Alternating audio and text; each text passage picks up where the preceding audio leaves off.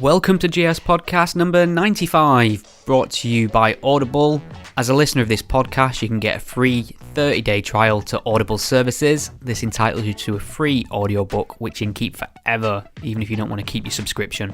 And it also helps to support this fine podcast. You can claim this by visiting audibletrial.com/GS. Another incredible guest for this episode, one of my favourite conversations, I think, certainly the most interesting. I'll be speaking to Macer Gifford.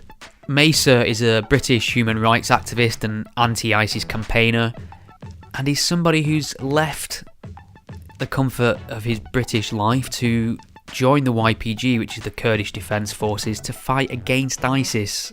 Now, I'm not really sure how my listeners feel about citizens heading out abroad to take up arms, and I'm not even entirely sure what I think about it, but I think what's clear is it's an extraordinary situation, and Macer's a pretty extraordinary individual, so it was an absolute pleasure to speak to him. If you've got any kind words for him, you can contact him on Twitter at Macer Gifford, that's MacerGifford.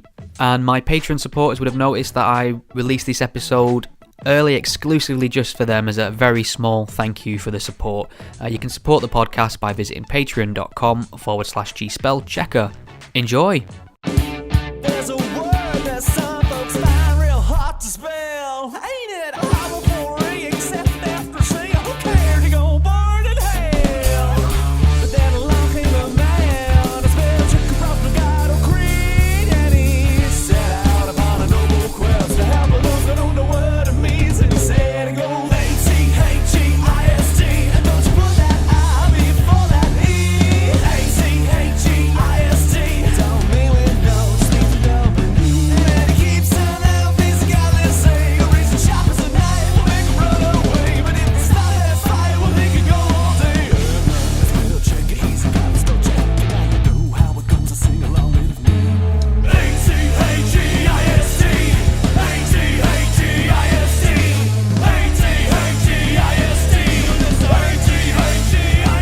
It's a great pleasure to welcome Macer Gifford to the GS Podcast. Hello. Thank you for having me on. It's completely my pleasure. I reached out to you quite some time ago now. I saw you on the news giving an interview, and I was very familiar with the idea of British men heading out to the Middle East to fight, but usually for ISIS. I'd never really considered this notion of Brits heading out there to front some opposition, the YPG, as it were.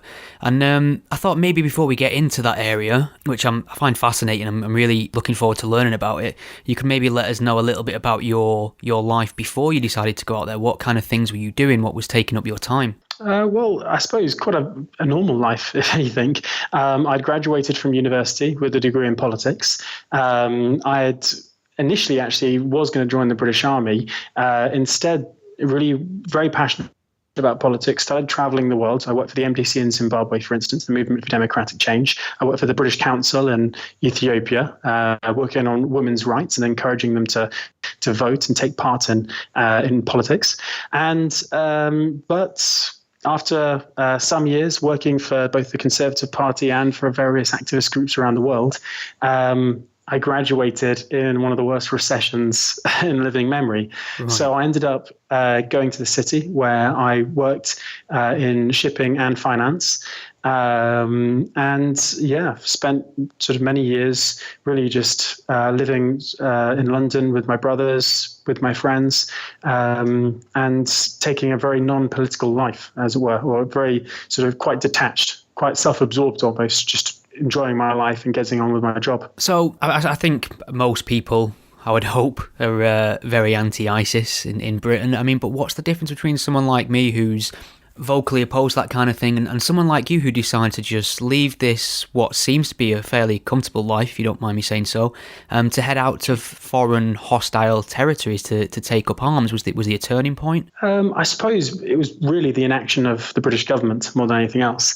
Like, just the same as you, just the same as most people at home, I was watching the rise of ISIS, disgusted at what they were doing, shocked at the brutality and how swiftly that they were rising.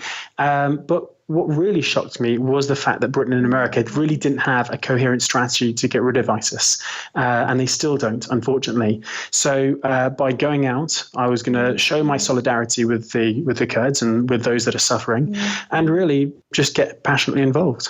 Okay, and you mentioned before you've had some form of military experience. Maybe you could talk a little bit about that. Yeah, well, I initially joined the Territorial Army when I was in London. I went through a real period because a lot of my friends joined the military, and it was a big regret of mine that I had applied for the 9th, 12th Royal Lancers. I had a career set out for me. I was really, really dead set on joining the military. Many of my friends did, some of whom were actually wounded in Afghanistan. And I thought to myself, wow, I've missed something that I really want to do, and that's a service for my country and something that I can passionately get involved with and have something in my life where I've contributed to another cause. And so when I was working in the city, I decided to either join the police force as a special constable, so as a reserve officer, or get involved with the Territorial Army. So I chose the TA, but balancing the work life of a foreign exchange broker and someone in the Territorial Army was incredibly challenging, to say the least. When you waking up in the morning, one market sort of wakes up, one market goes to bed, and London really is the sort of financial capital of the world when it comes to foreign exchange trading. So the hours that I did were absolutely crippling. But I suppose I really was very passionate about doing something different and getting involved with the TA, and it did teach me a lot. But unfortunately, it wasn't something I could keep up. Okay, so you've made this decision. You're disgusted by ISIS, and you want to go out there and fight. I mean, how do you go about doing that? I'm assuming it's not sort of a Thomas Cook package. Where do you begin? Well, to be honest with you, because this didn't come out of a clear blue sky, obviously, because I mentioned that I'd got involved with politics way before any of this. I'm passionately involved with human rights. I worked for David Coulter in Zimbabwe, for instance, who's a human rights lawyer who wrote a number of different human rights reports detailing the massacres of the Mbelis by Robert Mugabe and his thugs. So this was something that it was basically the events in the Middle East really reminded me what I enjoyed most in life, because I was doing the sort of 6 o'clock in the morning till 8 o'clock at night job of just constantly on the phone, hitting targets and just going for bonuses. And the real sort of motivation in life, which I particularly enjoyed when I was at university, where I was going out and meeting people, helping people, discussing problems, finding solutions for problems, wasn't something that it was no longer in my life. So it was almost like I rediscovered that and remembered what I felt most passionately about. And to some degree, I was actually more interested to begin with in getting involved with charitable work, trying to donate money, trying to encourage other people to donate money to the Kurds and to the Christians and to other charities that are operating in Syria. But instead, I felt like I'd only be dealing with the effects of the Islamic State. And if I dealt with its root cause, if I showed solidarity with the Kurds fighting on the front line, if I drove more awareness in that direction, then my time would be much better spent. And what's the legality of a British national leaving to a foreign country to take up arms and then coming back into the country? Is this something that causes a lot of grief? It's a real legal grey area. I mean, some foreigners have returned and have been arrested and they've had their passport taken away. What tends to happen with them is months go past, their lives are horribly disrupted and actually in some way impinged permanently, because good luck getting a visa for America or Australia in the future if you've got a potential terrorism charge hanging over your heads. But what happens every single time is these cases are thrown out of court before they actually get that far. So before any charges are leveled. So it's always under the suspicion of terrorism that they're arrested, which is a sweeping all-inclusive law, which works very well for genuine terrorists, but it's the same. The Section 7 was the same legislation that they held the Guardian journalists, for instance, who published the Snowden leaks. And the Guardian protested quite vigorously that they were taking legislation that was meant for terrorists and using it in the wrong way, and encompassing journalists, because they accused the journalists of jeopardizing national security. And it's kind of the same thing with Britons, because there is no law in the land, no law in the UK that stops someone from going abroad and joining a People's Protection Unit and fighting only against the Islamic State. So the vast majority of us, me included, have never been arrested. We've been stopped, detained, questioned, but in terms of any prosecutions or anything like that, it's just never happened. Okay, and I mean, how do your friends and family feel about this? How do you have that conversation that you're going out to take up arms against a foreign threat? I don't know. It's I think now it's a benefit of hindsight, because they were deeply worried about me when I first went out there, and I didn't do enough to put their mind at ease. I didn't do enough to inform them, and that's something that weighs heavily on my head, on my sort of shoulders. And it was one of the worst things, and to this day is one of the worst things about being out there. It's how your family is going to be dealing with us at home. If anything were to happen to me, my problems are over, but my family will be living with my death for the rest of their lives, and it will blight their lives. So this might sound strange, but to be selfless, you have to be selfish. And the people you have to be selfish to are the people that love you the most, those that will actually grieve for your loss for the rest of their lives. So this is not something I ever did lightly, something that weighed quite heavily on my shoulders when I was there, and still, as I said, still to this day. But if I worried all my life about how things were going to go down with my family and how my family were going to react to my decisions, then I wouldn't get done what I need to get done. So, as I said, you do have to have an element of selfishness to do this, believe it or not. Yeah, that makes sense. How many British fighters do you typically bump into out there? I mean, I just woke up to a headline this morning that I think they've said the first British female fighters on the front line. Is it a regular occurrence? You'll just bump into somebody with a Geordie accent. How does it usually work? That is actually quite accurate, actually. I mean, when you first arrive in the country, you go straight to the training academy, where you do a month's training, both language, culture, and weapons training with the Kurds before you get shipped off to a units that you do actually have a choice in. Now, those that have been there for several months won't know of the people going through the training facilities, and will simply bump into new people as they arrive at the front line, or if they join their unit, or if their unit encounters another unit with foreigners in. It's a small community, so people do find out who people are, and they talk about each other. Everyone knows each other, basically. It's like a small village. So yeah, but I mean, there's a real mix of characters. You've got leftists, anarchists, communists. You've got people who are more sort of right of centre, Republicans, Christians, people who are more motivated by a desire to do goodwill, or a desire to fight against the Islamic State rather than anything political. So, but what unites all of these different groups, what stops the anarchist from tearing the throat out of the diehard Republican, is that they both agree democracy is the answer to Syria. They both hate the Islamic State. They both agree that the Kurds, the Christians, the Arabs, the Yazidis that have come together in northern Syria, they're the ones who are going to decide on the future of the country. And us as foreigners are there to act as internationalists, as those that go as humanists in solidarity of those people. Okay, so I suppose two questions on that in regards to the Kurds. What's the general reaction to foreign recruits, and what are the conditions like there, both in terms of just living arrangements and the training that they do? Well, the Kurds are overwhelmingly supportive of the foreigners. Only about 5 foreigners can join a unit at any one time. That's the typical rule. There are some units that are all foreigner. For instance, my old unit, the tactical medical unit, which we started last year, is all foreign, basically.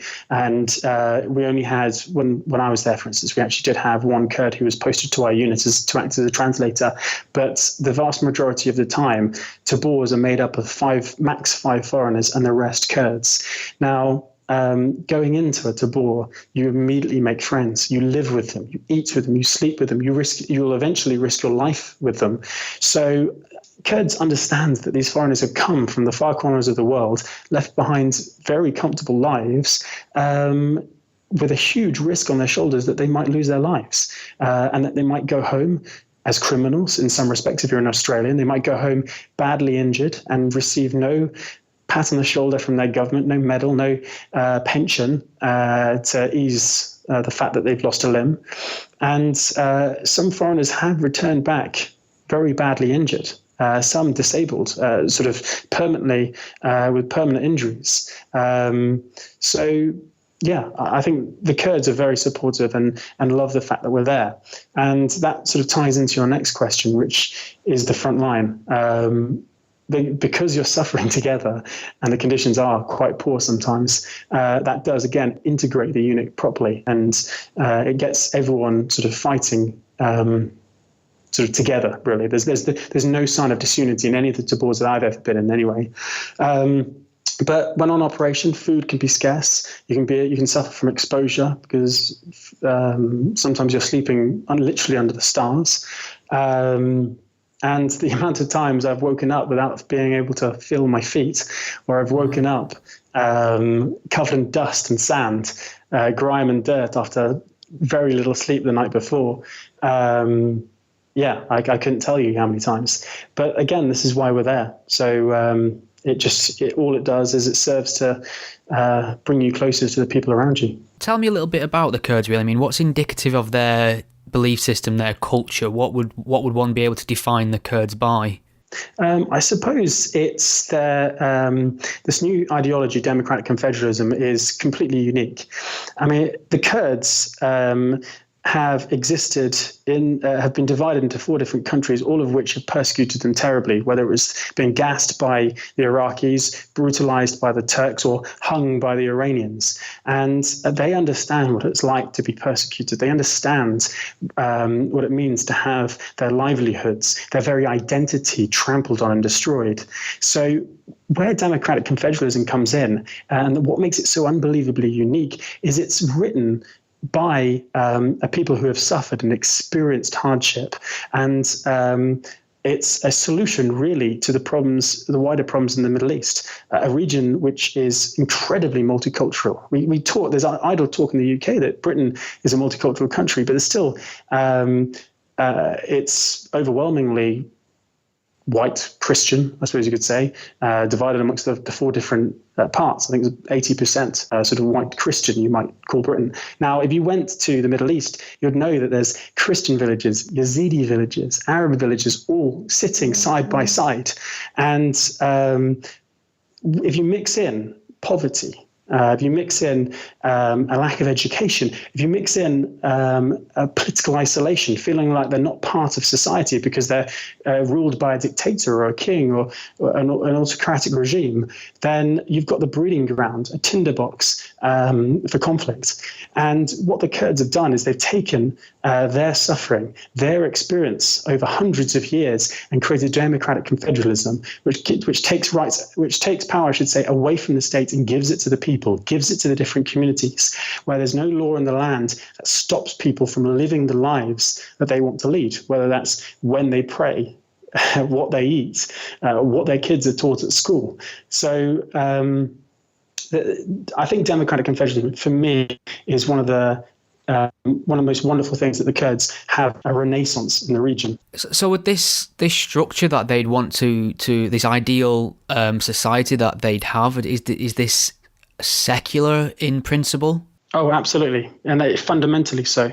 At the end of the day, it's not atheist by any stretch of the imagination. It just gives power to the communities. So a Christian community will have a control over its own affairs. The local school, whether you can buy alcohol in the town, which days they take off, and which holidays they celebrate. Whereas the Arab community down the road, which might be larger, geographically larger and all the rest of it, doesn't have any say on how that community is run.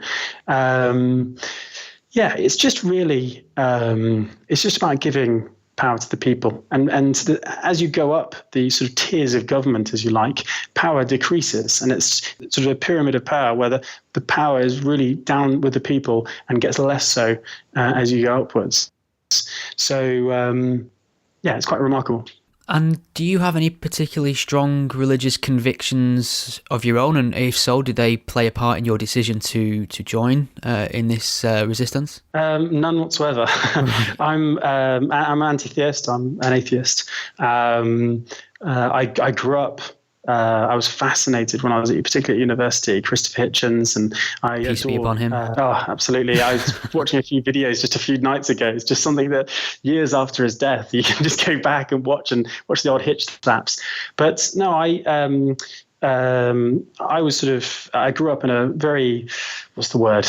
I suppose you could describe it as not agnostic, really. There was, I was a traditional Christian, it was my heritage, I should really say. So when I went to school, I went to chapel.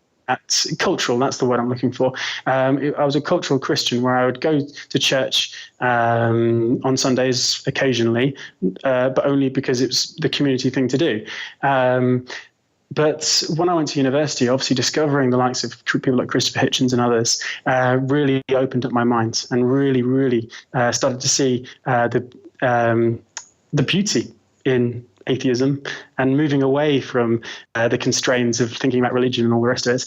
And so religion is something that I rarely talk about because it's not something, I don't want my atheism, it is not the reason why I went to Syria to fight. That was my secular values. That was my humanism that drove me there because I wanted to help people. So that sort of drive is completely at odds with some Christians that have gone out there to help, who say that it's their faith that's driven them out there. So there's a real mix of people going back and forth. But me personally, it was political, I suppose, more than anything else. I genuinely had no idea about your religious convictions then, and I never pass up an opportunity to talk about Hitch on this podcast, so it's really going to seem like I've set that up. No, not at all. That's quite interesting. No, it's one of those things like my parents, you couldn't even describe them as Gnostic. Religion didn't play any part in my life whatsoever, except for the times that we went when I was at school, Sunday for school, or chapel on a Wednesday, or Christian festivals, etc. Just to change focus to a fairly serious topic, which I would imagine is a big concern for you, which is security when you return to Britain, given how much, I'd say, support we seem to have in this country for ISIS from the Islamist contingent of the Muslim community. I mean, I think I read a stat somewhere that more British men have joined ISIS than they have the British Army. And does that, I'd imagine, just coming home puts you in a certain amount of danger, given you've been out there fighting against ISIS? Yeah, sure. There's always that risk. I think it's more the chance that if I'm on TV or if I write an article and I've done something in the media the night before, and then I'm walking through town and someone then recognizes me on the street, it'll be an opportunity for them to attack me. In terms of a deliberate attack or a deliberate attempt to find me and to sort of assassinate me and all the rest of it, I think is pretty low. I think there's other much more high value targets that they might consider first. I do work with the British police, or I should say they work with me to keep me safe. That's included putting alarms into my parents' house. But they consider the risk to me to be very low. I don't use my real name, and I'm just very cautious. Yeah, sounds very wise, very brave. Tell me where you are in the world right now then. So I'm currently in Asia. I'm meeting a number of different friends who live out here in Hong Kong and Bangkok and in China as well. And they're helping me fundraise for a lot of medical supplies, which will be going out to Syria in the next month. We're aiming for around $10,000 that we're going to raise in the next month and get it out there immediately. I've been setting up a charity in Switzerland, which has been progressing reasonably well until recently, when we had a load of banks lined up to work with us And then the shutters came down, and we suddenly found it very difficult to get a banking facility with them. So things were put back, kept getting put back. And with the ongoing efforts to liberate Raqqa, a new sense of urgency has come over the team.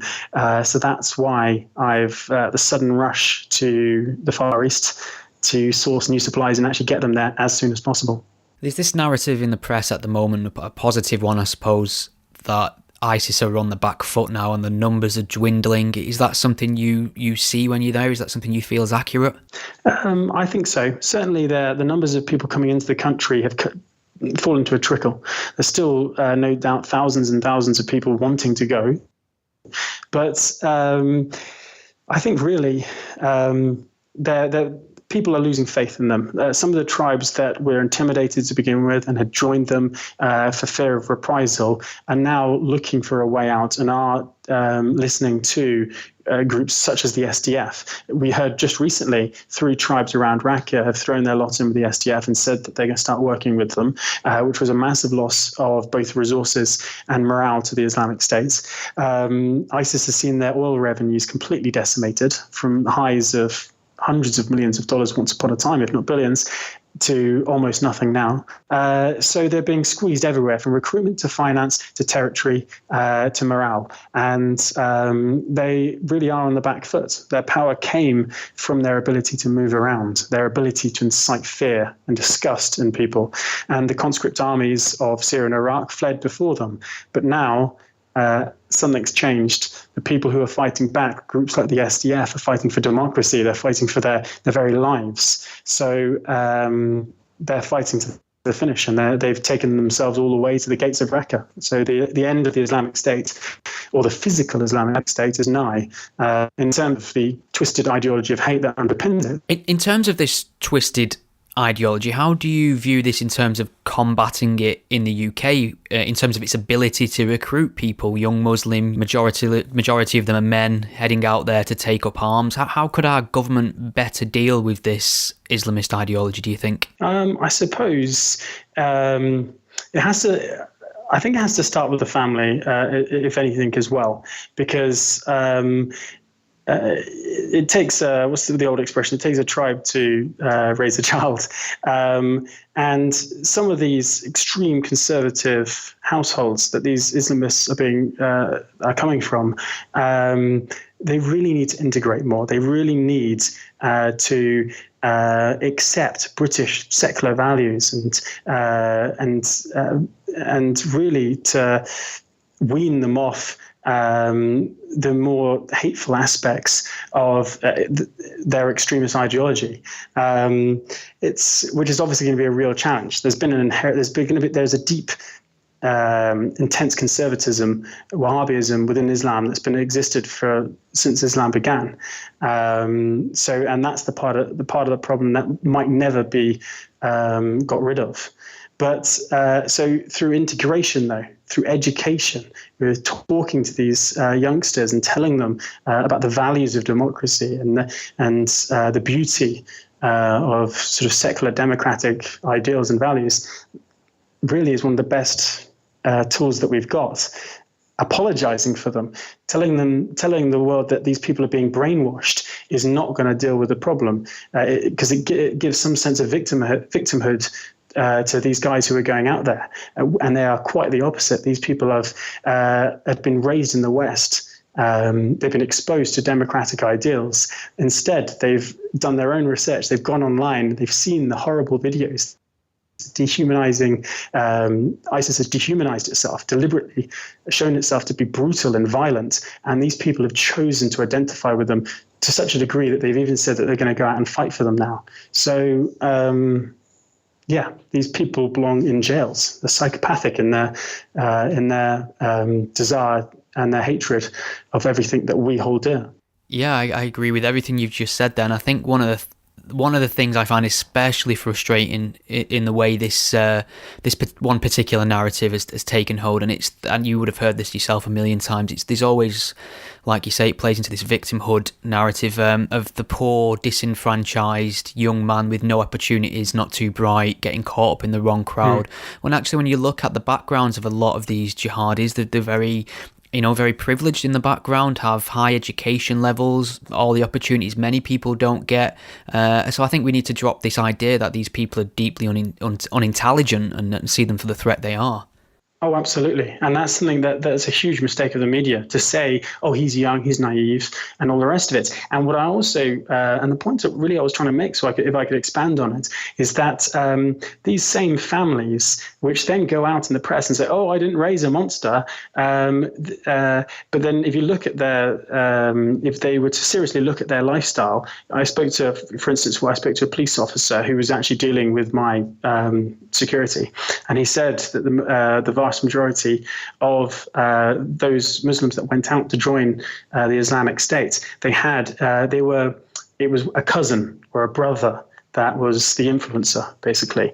Typically, if they're going to be, not all of them, the vast majority of them didn't seek it out just by themselves. They did it within a group. They sort of inspired each other. So that's why you saw on the news sisters going or groups of friends growing, because these people sort of festers amongst different family groups and stuff, and typically want those that don't want to integrate, that come from extreme conservative sort of backgrounds and environments. So I can remember one particular story which completely outraged me, and that was of a young man that flew all the way to Turkey, was at the border of Syria, and was just about to cross. He was instead turned around, and his father was a Labour councillor in somewhere up north, Birmingham or Manchester or something. And his father said, "My son is a victim. He doesn't belong in jail. He needs to be helped and shown the light, and then let go with a slap on the wrist." Wow. And for me, it made me incredibly angry, because, as I said, if you live in the West, you're given every single opportunity to succeed, and you need to seize that. You need to understand that. And these families should look in on themselves and to see what they have done wrong, rather than what the state has done wrong to their son or anything like that. I completely agree. I mean, I don't know if you recall the story of the two girls who headed out there to be essentially jihadi brides, and the father blamed everyone, the police, the media, anti-Muslim bigotry, and then some video footage surfaced of him burning American flags in the street next to the Lee Rigby killers. Well, there we go. Yeah, so. And then that's the unfortunate thing. Obviously, that is not to say that loners and people who feel disenfranchised from society aren't getting involved, because there is an overwhelming amount of jihadists who weren't born into the faith, and these people are typically, that's where the sort of the loner idea comes out, which has been probably inflated by the media and shown as one of the main causes. These people are loners, they're misfits, they're completely mad, and they blame the individual rather than seeking solutions around the different communities and how we can integrate people better and all the rest of it. So yeah, I mean, there's a variety of different problems in and around, and it'll take a huge amount of effort to solve, but unfortunately it's just not being talked about as much as it should be. Okay, and what do you feel, I mean, I've already asked you how the government might improve things at home for this problem. How could they improve how they address the situation in the Middle East? What could they be doing better? What could they back away from in your view? Well, I think one of the chief things that we need to understand about the Middle East is that we've arrogantly, over the past, I was just about to say 10, 20 years, but it's gone back much further than that. Sure, yeah. We've arrogantly said, what can the West impose on the Middle East? Like we've got our democracy, our versions of democracy. We arrogantly assume that they'll fit neatly into the multicultural society of the Middle East. And what typically happens is a lot of these states are artificially created, where they're multi-ethnic, multi-faith. To manage these states, to keep them together, they need strong leaders. Either an autocratic king or a dictator emerges, and sometimes from the minority, for instance, Saddam. So you have the tyranny of the minority under dictatorship. Then the Americans come along and put in their values of democracy, which is tyranny of the majority all of a sudden. And again, in these multicultural states, if you want lasting peace, if you want absolutely everyone to have an equal say in the country and an equal belief in the nature of their state, then you've got to give them an equal stake in the future. And that's why we've seen the huge exodus of refugees into Europe. People no longer have faith in Syria. They've seen their country utterly driven apart, and whole communities just want to get out now. So if you want to install faith in people, you need to put together a democratic framework for a country that inspires them. And that's really where ideologies like democratic confederalism comes in, because this, for the first time, is an indigenous movement that is talking openly about secularism, is talking about gender equality, is talking about giving power to each of the communities, and it's recognized the problems of the past, which is tyranny of the minority or tyranny of the majority, and that everyone has an equal say. And if we put together a new system of government like democratic confederalism, then all of the Middle East has a chance for a much better future. Okay, Macer. Well, I'm very aware that you're quite jet-lagged, and even though you've managed to speak incredibly eloquently, and we are at the mercy of this internet connection, so I think maybe is there anything else you wanted to get across at all before I let you get back to your days? Anything we've not touched on that we should have? Not really. I mean, I suppose I'd encourage people to go out, to learn a little bit more about what the Kurds are trying to achieve in Syria. I think what we have a real chance of is a renaissance in the Middle East, in a very traditional, very conservative region. People are talking about the future. They are talking about a shared future for all different communities. So if we support this indigenous movement, if we actually start nurturing this little flower, then it will come to bloom and it will really start to impact all of the Middle East, and of course, by virtue of what's happened recently with international terrorism and all the rest of it, it'll impact the world. Okay, very well put. Macer, I really want to thank you for taking the time to speak to me. I've learned a lot, and I really wish you the best and hope you stay safe. Brilliant. My pleasure. Thank you very much to my excellent guest, Macer Gifford, and thank you very much for listening. You can keep up to date on the podcast at gspellchecker.com. I think we've all learned something here today.